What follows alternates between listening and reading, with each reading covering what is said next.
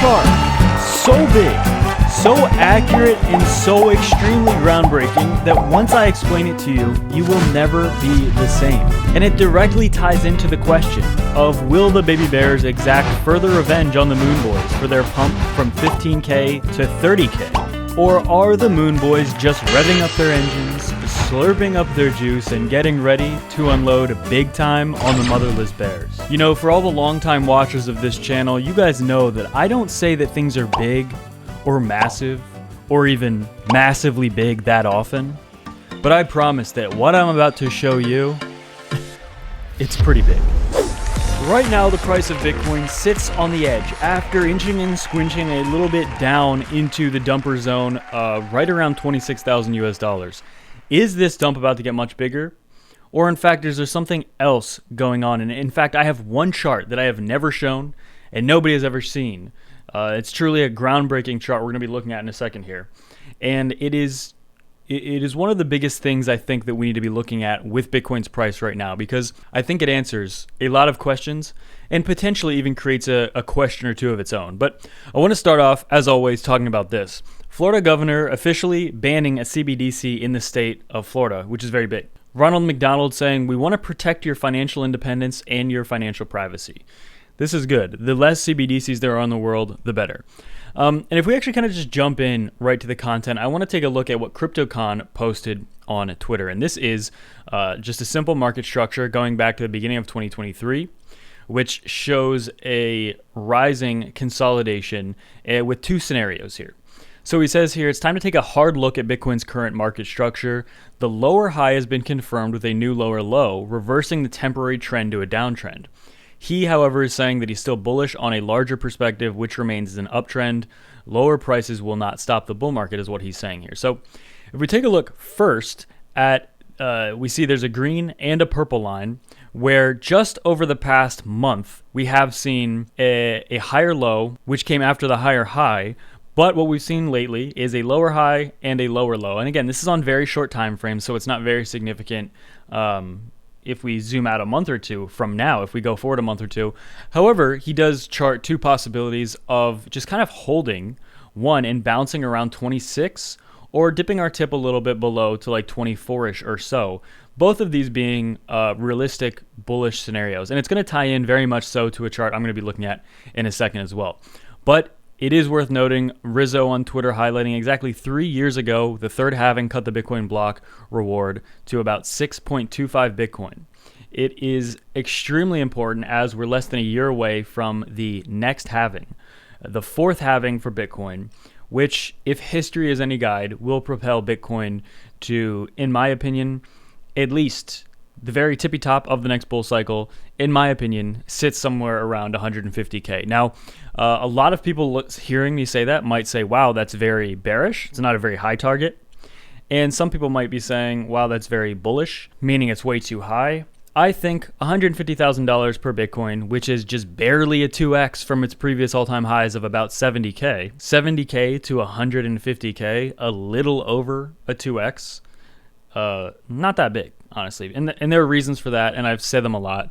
Basically, I think the amount of money that would need to come into Bitcoin, the more expensive it gets, the more money that's needed. Not to mention that a lot of interest is in other projects, other coins.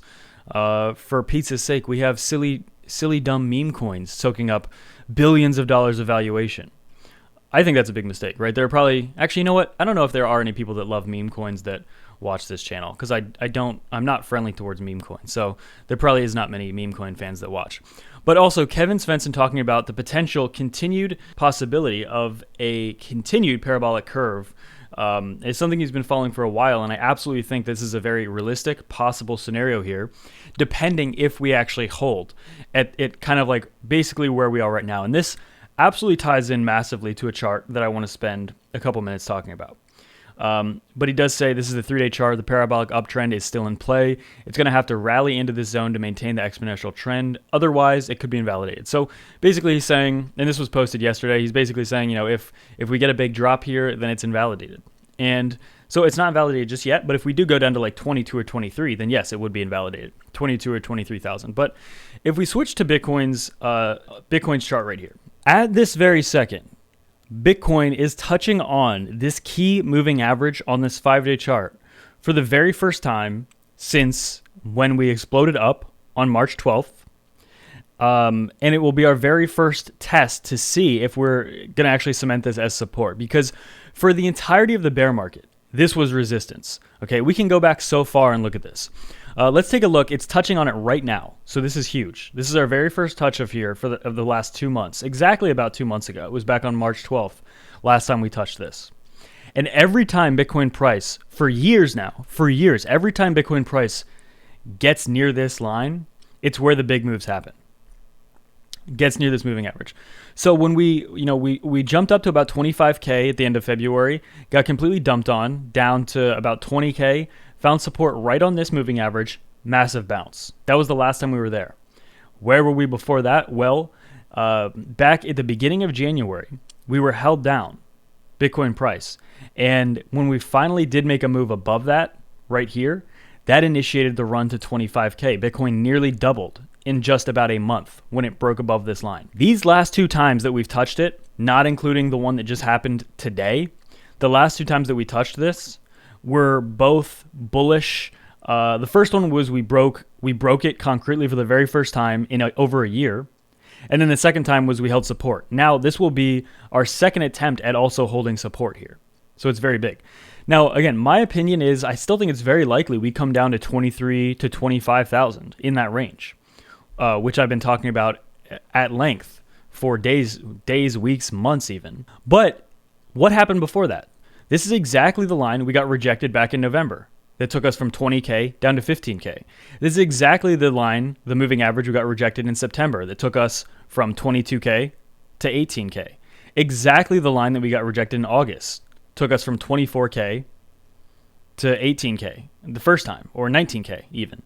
And then the time we touched before that, back in April of 2022, that took us from 41K to 17K.